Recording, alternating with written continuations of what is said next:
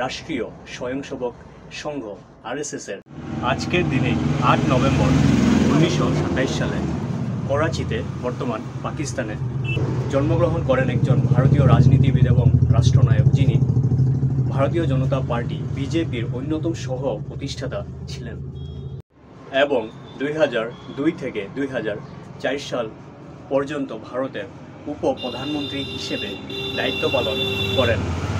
তিনি হইলেন শ্রী লালকৃষ্ণ আডবাণীজি।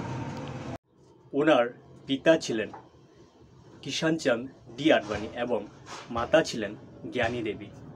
তিনি হিন্দু জাতীয়তাবাদী সংগঠন রাষ্ট্রীয় স্বয়ংসেবক সংঘ RSS-এর দীর্ঘদিনের সদস্য ছিলেন এবং 1998 সন থেকে 2004 সাল পর্যন্ত BJP নেতৃত্বাধীন জাতীয় গণতান্ত্রিক জোট সরকারের স্বরাষ্ট্রমন্ত্রী হিসেবেও দায়িত্ব পালন করেন। রাষ্ট্রীয় স্বয়ংসেবক সংঘ RSS-এর একজন সদস্য হিসেবে ওনার রাজনৈতিক জীবনের সূচনা হয়। তিনি দীর্ঘ সময় ধরে ভারতীয় জনতা পার্টির সভাপতি হিসেবে দায়িত্ব পালন করেন।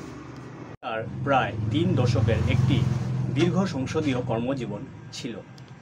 BJP-কে একটি শক্তিশালী ও জনপ্রিয় দল হিসেবে গড়ে তোলার পেছনে ওনার উল্লেখযোগ্য ভূমিকা ছিল। 2024 সালে ভারত সরকার ওনাকে ভারতরত্ন সম্মান প্রদান করেন। আজকের এই ভিডিওটি এতটুকুই ছিল। ভিডিওটি তোমাদের ভালো লাগলে অবশ্যই একটি লাইক আর কমেন্ট করে যাবে।